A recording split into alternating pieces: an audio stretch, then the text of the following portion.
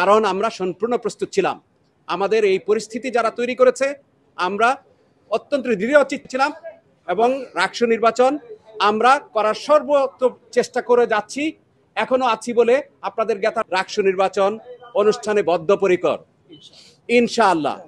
যদি আমরা এই বিশ্ববিদ্যালয়ে পরিস্থিতি স্বাভাবিক করতে চাই, আমরা সকল পক্ষকে আহ্বান জানাতে চাই নির্বাচন কমিশনের পক্ষ থেকে যে আমরা যেন কোনোভাবেই এই বিষয়টাকে ভিন্নভাবে উপস্থাপন না করি যে রাকসু হচ্ছে না, রাকসু পিছিয়ে গেছে।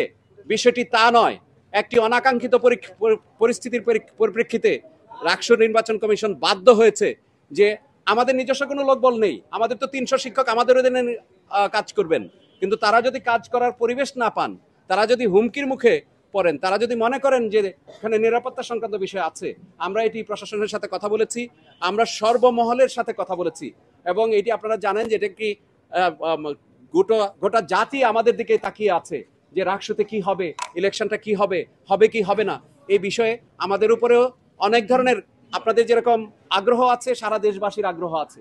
এই আগ্রহটাকে আমরা জারি রাখতে চাই, এই আগ্রহটাকে আমরা বন্ধ করতে চাই না।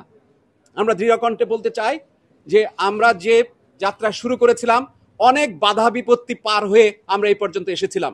একটি অনাকাঙ্ক্ষিত ঘটনা এবং এর পরিপ্রেক্ষিতেই নির্বাচন কমিশন বাধ্য হয়েছে যে 25 তারিখের নির্বাচনটি আরো পিছিয়ে দিয়ে 16 অক্টোবর এটাকে শিফট করতে।